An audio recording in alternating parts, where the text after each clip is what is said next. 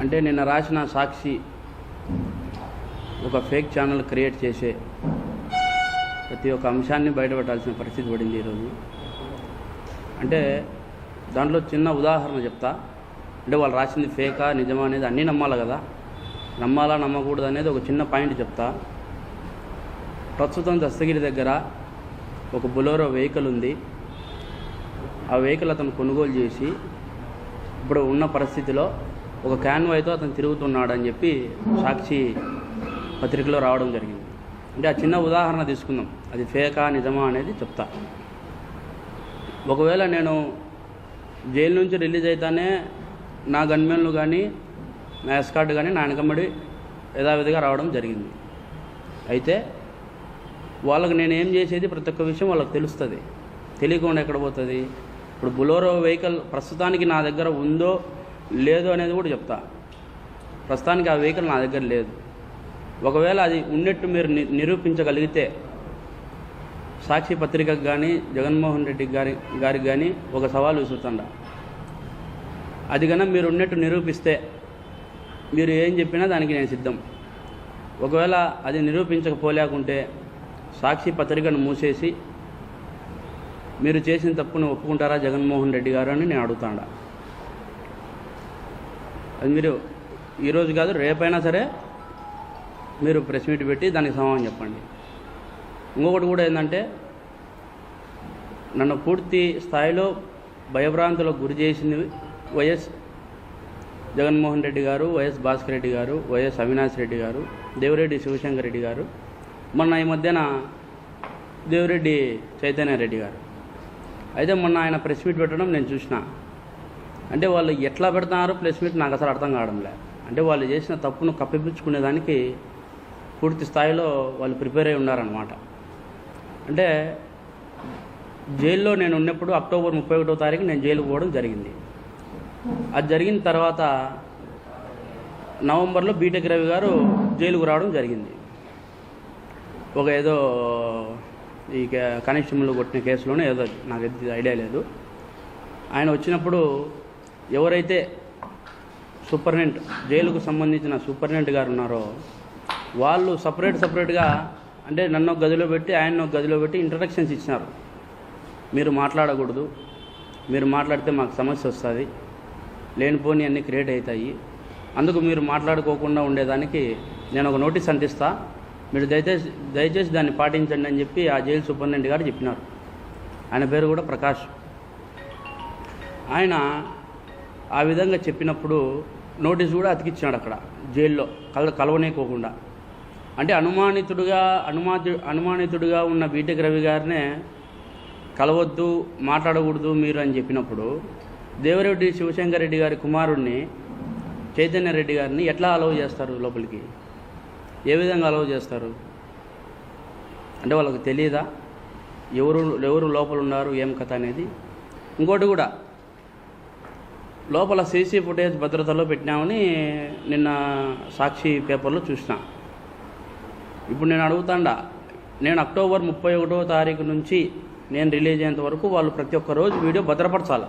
అంటే ఫీడ్ చేసుకోవాలి. వాళ్ళు ఎందుకు ఫీడ్ చేయలేదు అనేది నేను డిమాండ్ చేస్తాను. ఇంకొకటి కూడా, అది డిలేట్ అయిపోయి ఉంటుంది, 15 రోజులకు వెళ్ళిపోయి ఉంటుందని వాళ్ళు చెప్తూ ఉంటారు. అంటే మాకు అవగాహన ప్రకారం మేము వైఎస్ వివేకానంద రెడ్డి గారి కేసులో సిబిఐతో మేము ఎదుర్కొనే పరిణామాలు ఏంటంటే, సిబిఐకి కోర్టు ఆమోదించిన తర్వాత సిబిఐకి దర్యాప్తు మారిన తర్వాత 2 సంవత్సరాలు 2.5 సంవత్సరం దాదాపు అప్పటికే గడిచిపోయింది. పోయిన తర్వాత అప్పటికే పూర్తి స్థాయిలో వాళ్ళు విచారణ చేసి ఎవరెవరు ఎక్కడ పోయినారు, ఎక్కడ పరిగెత్తినారు అనేది సీసీ ఫుటేజ్ తీయడం జరిగింది. దాంట్లో ఉమాశంకర్ రెడ్డి వివేకానంద రెడ్డి గారి ఇంటి వెనకాల ఒక టైర్ షాప్ ఉంది, బ్రిడ్జ్ స్టోన్ అని టైర్ షాప్. దాని ముందర పరిగెత్తినది అది ఎప్పుడో డిలేట్ అయిపోయినది. ఆ హార్డ్ డిస్కులు కూడా కనిపించకుండా పోయినాయి. అలాంటివే బయటికి తీస్తారు సిబిఐ వాళ్ళు. ఇది బయటకు తీయరు అనేది ఒక లెక్క కాదు. ఇది 100% బయటికి తీస్తారు.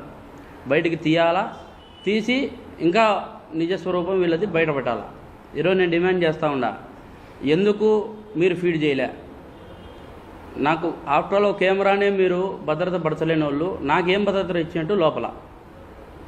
ఇంకొకటి కూడా, సెంట్రల్ జైలు అధికారులు ఇతను వచ్చి కలిసి వెళ్ళిన తర్వాత, చైతన్య రెడ్డి నన్ను లోపలికి వచ్చి కలిసి వెళ్ళిన తర్వాత చైతన్య రెడ్డి ఒక మాట అన్నాడు, నీ భార్యకు కూడా 41 నోటీసులు మేము ఇచ్చి పెట్టాము, దాన్ని కూడా మేము లోపలేస్తాము, చూసుకో, నీ కుటుంబాన్ని కాపాడుకుంటావో లేకుంటే మాకు సహకరిస్తావో చూసుకో అని చెప్పి ఒక మాట చెప్పడం జరిగింది.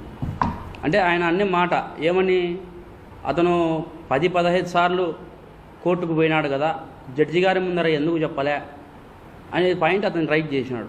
దానికి జవాబు చెప్తా. ఇప్పుడు నేను కోర్టుకు పోతా, జడ్జి గారి ముందర చెప్తా, చెప్పిన తర్వాత ఆ తర్వాత జరిగే పరిణామాలు నేను ఎదుర్కోవాలి కదా. అంటే నేను బయట ఉండి మాట్లాడడం వేరు, నా భార్య ఒక్కతే నా బెయిల్ కోసం తిరిగే పరిస్థితి, ఎవరు కూడా నాకు సపోర్ట్ చేయలే. నా భార్య పస్తులో అస్తులో ఉండి పూర్తి స్థాయిలో తిరిగి అంతా ఇబ్బందులు పడే పరిస్థితి. ఆ పాపకు ఆల్రెడీ 41 నోటీసులు కూడా ఇచ్చి పెట్టినారు. ఎప్పుడెప్పుడు అరెస్ట్ చేయాలా, దస్తగిరిని ఏ దానికి అరెస్ట్ చేయాలా, ఏం కథ అనేది. దానికి 41 నోటీసులు ఎందుకు ఇచ్చి పెట్టినారో కూడా దానికి జవాబు చెప్తా. ఇప్పుడు పులివెందుల్లో వైఎస్ఆర్సీపీ సంబంధించిన వైఎస్ మనోహర్ రెడ్డి, అంటే వైఎస్ భాస్కర్ రెడ్డి తమ్ముడు, వైఎస్ మనోహర్ రెడ్డికి రైట్ హ్యాండ్గా ఉన్న రాజశేఖర రెడ్డి అనే అతను కౌన్సిలర్ నా ఏరియాకు సంబంధించి. అతను నా భార్య దగ్గరికి పోయి, నీ భర్తను జైల్లోనే చంపేస్తాము, చూసుకో, నీ భర్త ఇబ్బంది పడుకొని ఉండాలంటే మేము డబ్బులు ఇస్తాము, దానికి లొంగండి, మీకు కావాలంటే ఓఎస్డీ ఆఫీస్లో 20 కోట్ల రూపాయల డబ్బు ఉంది, అది కావాలంటే తీసుకొచ్చి ప్రస్తుతానికి ఇస్తాము, చూడండి, మీరు ఆలోచన చేసుకోండి. నువ్వు కూడా ప్రెస్ మీట్ పెట్టి సిబిఐ రామసింగ్ గారు కొట్టి దస్తగిరితో అబద్ధం చెప్పించినాడు, అంతేగాని అతనేం చెప్పలేదని నువ్వు చెప్పాలా అనే మాట చెప్పినారు. అంటే ఆ విషయం ఎక్కడ ప్రెస్ మీట్కు లీక్ అవుతాదో చెప్తాదో అని చెప్పి 41 నోటీసులు ఇచ్చి బ్లాక్ చేసినారు. 41 నోటీసులు ఇచ్చి ఆ పోలీసులు కూడా, వేముల పోలీసు వాళ్ళు కూడా, పులివెందుల పోలీసు వాళ్ళు కూడా, నువ్వు ఈ మాటలు కానీ బయటికి చెప్తే నిన్ను అరెస్ట్ చేసి లోపలేస్తామని చెప్పిన పరిస్థితి. ఆ టైంలో అంత టైట్గా ఉంటే నేను జడ్జి గారి ముందు పోయి ఎట్లా చెప్తా, ఏ విధంగా చెప్తా నేను జవాబు, ఆయన నేను ఏ విధంగా రిక్వెస్ట్ చేయాలా? అంటే ఇవన్నీ కూడా ముఖ్యంగా ప్రజలు దీన్నంతా మతికి పెట్టుకోవాలి. దీనంతా వీళ్ళు ఆడే డ్రామాలు, అంటే మేము డ్రామాలు ఆడతామంటున్నారు, మేము డ్రామాలు ఆడి మేమేదో వాళ్ళ మీద చెప్పినామని వాళ్ళు అంటున్నారు.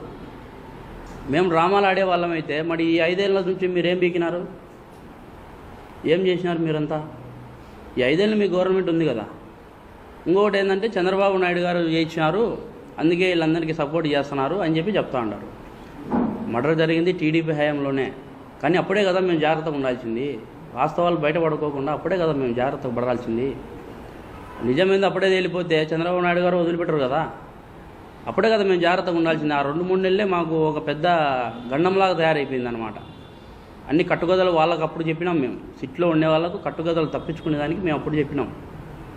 మళ్ళీ వైసీపీ గవర్నమెంట్ వచ్చిన తర్వాత మీకు భరోసా ఇస్తాము, మీకు సపోర్ట్గా నిలబడతాము అనేటోళ్ళే వైసీపీకి సంబంధించిన జగన్మోహన్ రెడ్డి గారి దగ్గర నుంచి, భారతీ రెడ్డి గారి దగ్గర నుంచి కూడా వచ్చింది మాకు. అంటే పూర్తి స్థాయిలో వీళ్ళు మమ్మల్ని కొనాలనుకుంటున్నారు, ప్లస్ మాట ఎన్నుకోకుంటే మిమ్మల్ని ఏదో ఒకటి చేస్తామనే ధీమాతో ఉన్నారు. నేను ఒకటి చెప్పినాడు, భరత్ యాదవ్ పేరు, అతను ఏమంటున్నాడంటే వైఎస్ సునీత గారి ఇంట్లో పనిచేసే ఒక బీబీ అనే వ్యక్తి మళ్ళీ మా ఇంట్లోకి వచ్చి పనిచేసి వాళ్లకు నాకు విషయాలు చేరదేస్తుంది అని చెప్పి చెప్తాండ్రు. దీన్ని నేను సవాల్ పడుతున్నా ఒక్కొక్కరికి. అంటే వైఎస్ఆర్ జగన్మోహన్ రెడ్డి దగ్గర కాడ నుంచి కింద కార్యకర్త వరకు వైసీపీకి సంబంధించిన ప్రతి ఒక్కరికి చెప్తాండ. దీన్ని మీరు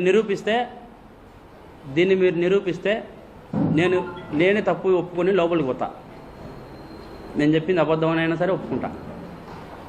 దీన్ని మీరు నిరూపించగలిగితే, ఒకవేళ నిరూపించపోలేకుంటే మీరు తప్పు ఒప్పుకొని అందరూ జైలుకు పోవాలా.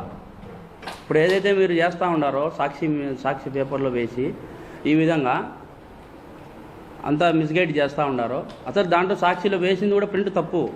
నన్ను ఒక పక్క నిలబెట్టి గొడవలేయడం నాకు కాదు ఇవ్వాల్సింది. ఒక పక్క జగన్మోహన్ రెడ్డి గారిని, ఒక పక్క అవినాష్ రెడ్డి గారిని నిలబెట్టి వాళ్ళిద్దరి చేతికి గొడ్డలు ఇచ్చి మధ్యలో ఆ ఫ్రేమ్లో భారతిరెడ్డి గారిని, ఆ తర్వాత భాస్కర్ రెడ్డి గారిని, ఆ తర్వాత దేవిరెడ్డి శివశంకర్ రెడ్డి గారిని టటాలను పెట్టాలా.